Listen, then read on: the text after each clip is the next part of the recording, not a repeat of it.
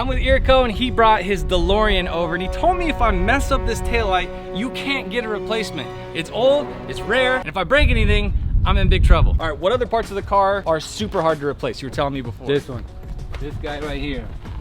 So what's the difference between like one fender versus this one? When the company went bankrupt, Bankruptcy! they were just about to make these. So they never made them. So they're very rare and therefore they cost a lot of money. Oh, wow. No pressure. You think that's the same deal with the taillight? I think so. Wow. If I mess up this taillight, there's no way to get another one. The company went out of business. They don't make the parts. There's only so many of them. I think they made like 9,000 of these cars. So to get a replacement taillight on the left side is next to impossible. We're gonna take this thing off. We're gonna swap it to LED bulbs, put in a load resistor, change it up to better brakes, running light, and reverse.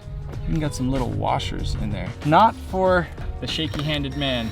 So yeah, it's a full circuit board that's open to the elements.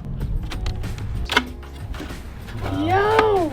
Is this the oldest car you ever done? So I just did a set of 50-year-old taillights the other day. I can actually make changes to how this functions and build a full sequential board right here. Yeah, we're gonna do side-by-side FlyRyde bulbs versus versus the others. 40 years old one. This is gonna be cool, man. Now on the passenger tail light, only one of the two brake light bulbs was lighting up, and when we took it apart, what we realized is they're open to the elements. So water and air, everything, dust can get up in there. I'm going to check continuity on here. I'm gonna try to make that noise. Touch the base on both sides. And it's like the vibration of the circuit board against the plastic over the years has completely ruined that circuit.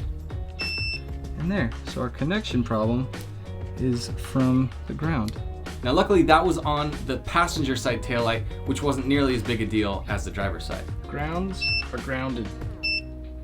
You're grounded. The other thing that we had to do is put in a load resistor. So we used the VLED's VLR6 load resistor, which is just super fancy. Now I will say, if I were to do it over and plan ahead of time, I would just get a flasher relay. They even have rate adjustable flasher relays, which is what we're gonna use once we make these taillights sequential. So we have to know which one of these circuits is for the turn signal, which is our amber bulb here.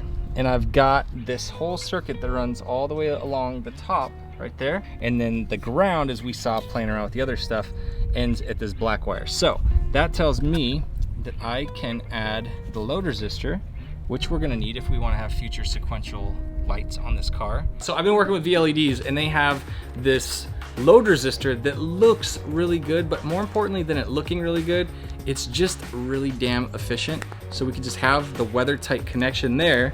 It's got this super sticky, they call it VHB tape. So I say very hot boy tape. I don't know. It's super sticky and the best stuff you can get, 3M tape. It's gonna stick on the back of the load resistor and then the other side's gonna go to the Delorean. And when we install it, instead of having what some people say is like, oh, those T-taps, they're super dangerous. Well, we're not gonna use T-taps. We're gonna use a duo tap from VLEDs, which is kind of like the most bougie load resistor you could possibly have is this thing, the VLR6. So we'll go throw that on there. And then we'll have some, So what I've learned is that the ground is just not fantastic. Well, let's 2015 proof this Delorean so we can throw the load resistors on there. And I want to add some dielectric grease so this thing stands the test of time. I'm gonna pop this thing open, add the grease, and then snap the wires into place. In the grease goes. You know I love dielectric grease all over my fingers because it's disgusting. Beautiful part about these duo taps, does not matter which wire you put in which slot, so long as they're both in there. So there goes the power wire, and there is the ground wire, and now all I got to do is crimp it down into place. Give me that satisfaction, bro. Ooh, got him. So just like the other side, ground wire is the second one, and then the fifth one is our turn signal, but this one is green with the red stripe. All right. This is like that moment on that movie, The Rock, where like you gotta slide the tubes in there perfect, otherwise things explode and everybody dies of poison. I don't know if there's poison, but I think everybody would die. This, you know what's the kind of super sketch part is getting these things to thread back in there. Yeah. And that guy's got a damn wood screw. Yeah, this little feller. That one too? No, wait. No, that's the good looking one. Yeah, this ugly. Look at that ugly bastard. They both have it though.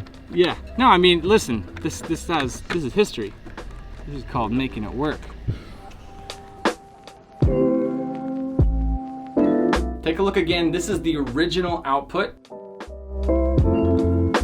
And then now I'm gonna show you what the LED output is. Parking lights. Parking light. Hey, brake lights. Damn! So much brighter.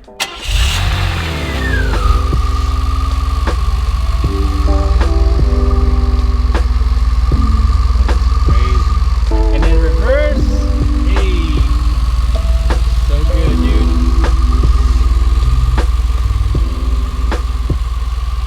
Now we gotta say goodbye to Irko, but we're not gonna be done. We got more plans. Oh, yeah. You wanna tell me about the plans? What's next? Well, first, like and subscribe, right? Yeah. Right? Plans, well, sequential stuff, brighter lights in the front so that I can actually see when I'm driving at night, and so forth.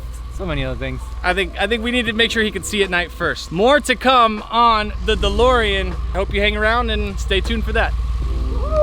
Take care.